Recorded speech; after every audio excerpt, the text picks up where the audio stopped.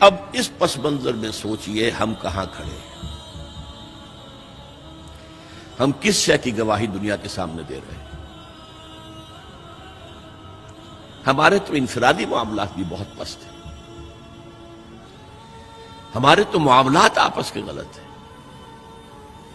ہم تو جھوٹ اور دھوکہ اور فریب اور ملاوٹ اور خیانت اور غبن، اس میں تو ہم بہت ہائی مارکس جو ہیں سیکیور کر رہے ہیں۔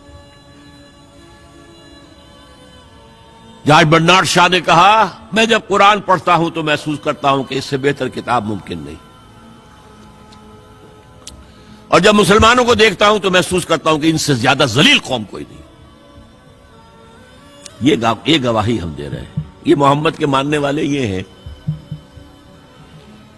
یہ ہے امتی محمد کے، جو اپنے پاؤں پہ کھڑے نہیں ہو سکتے، جو اپنے معاملات مینیج نہیں کر سکتے، بیکاری، یہ اور کہاں ہے وہ دین؟ کوئی ایک اس دنیا میں دکھا سکتے ہو کہ یہ ہے دین؟ آؤ see with your own eyes, this is دین الحق۔ یہ جو میں نے آپ سے کہا تھا نا، یہ بڑی نازک ذمہ داری، بڑی نازک، اس کا ایک اندازہ آپ کو ہو جائے گا خطبہ حجۃ الوداع سے۔ حضور نے جو خطبہ دیا، اور وہ عظیم ترین خطبہ ہے تاریخ انسانی کا، آخر میں موٹی موٹی باتوں کو پھر دہرایا۔ دیکھو عورتوں کا خیال کرو، عورتوں کے حقوق ادا کرو، دیکھو غلاموں کے ساتھ نیک سلوک کرنا، جو بھی تھی۔ پھر آپ نے ایک سوال کیا، الا هل بلغت،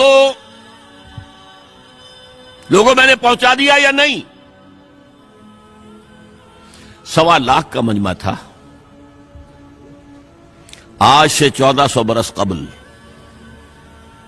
1.25 لاکھ کا مجمع بہت بڑی بات تھی، بہت بڑی بات، جبکہ ابھی اسلام صرف جزیرہ نما عرب تک محدود تھا۔ آج بھی پہلے کبھی ہو جاتے تھے 28-30 لاکھ بھی، ان مینیجیبل ہو رہا تھا معاملہ۔ اب سعودی عرب کی حکومت نے کو مینیج کیا، پابندیاں لگائی تو 20 لاکھ، یہی ہے نا 1.25 لاکھ کا مجمع۔ اور اس کا نقشہ میں دکھا دوں، ایک ایک حرف آپ 3 مرتبہ کہہ رہے تھے۔ داہنی طرف رخ کر کے کہا، وہ سنا، پھر مکبر کھڑے ہوئے ہیں، اس نے سنا اور آگے پہنچایا، اس نے سنایا آگے پہنچایا۔ لاؤڈ سپیکر تو تھا نہیں، کوئی پبلک ایڈریس سسٹم تو نہیں تھا۔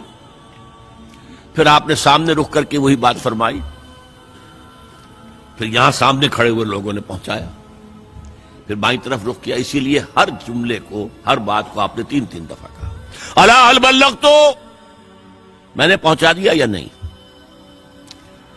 اور عام عادت صحابہ کی یہ تھی کہ اول تو حضور کے سوال پر خاموش رہتے تھے کہ واللہ ورسولہ عالم، یا اگر جواب دیتے تھے تو فرط ادب سے بہت مختصر جواب۔ وہ چلبلے قسم کے شاگرد جو ہوتے ہیں، جو استادوں کو بھی پڑھانا چاہتے ہیں، صحابہ کرام اس طرح کے نہیں تھے، اپنی لیاقت اور ذہانت کا روب جو ہے اپنے استادوں پر گاٹتے۔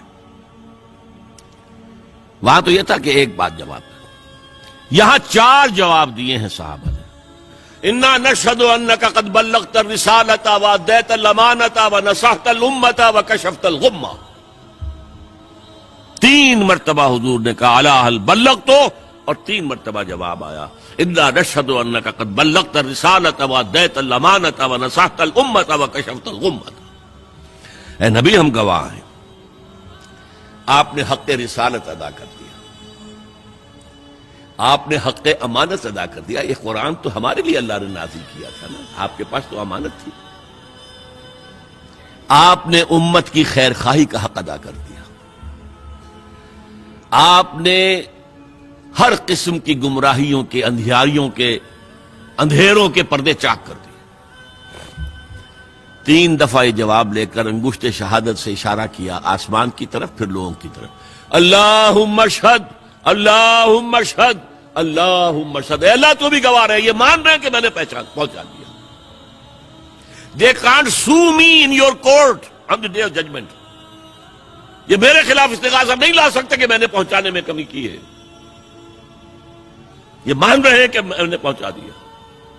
It was the sigh of relief جس کو کہتے ہیں. 23 برس کی محنت شاقہ. کون کون سے مراحل آئے ہیں. یوم طائف بھی آیا ہے, 3 سال کی شیب بنی ہاشم کی قید بھی ہے, مارکہ احد بھی ہے, احزاب بھی ہے, 70 مبلغین ذبح کیے گئے. کیا کیا نہیں دیکھا, کیا کیا نہیں جھیلا. لیکن پھر بات کیا ہوئی.